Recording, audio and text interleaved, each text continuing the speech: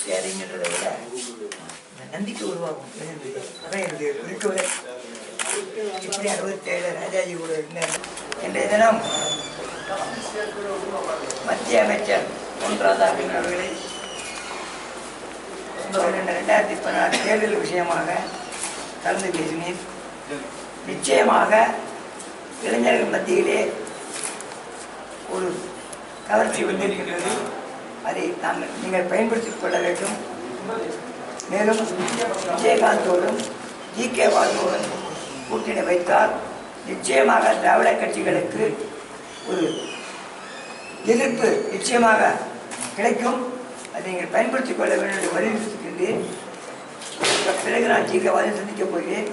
ஏற்கனவே விஜயகாந்திடம் பேசிவிட்டேன். கூட்டணி வைத்தால் பிஜேபி பெறும் என்று.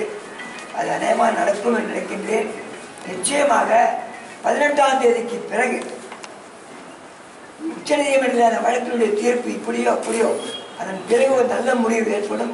தமிழகத்தில் ஒரு நல்ல அரசியல் மாற்றம் பிஜேபியினால் உருவாக்க முடியும் என்ற நம்பிக்கையோடு இங்கிருந்து புறப்படுகிறேன். சார், இப்போ உங்களுடைய சந்திப்புல முதல்வர் போட்டியிடக்கூடிய நீங்க வேட்பாளராக போட்டியிடுறதாகவும் அதுக்கு ஆதரவு கேட்டு நீங்க விருப்பம் சொல்லுங்க.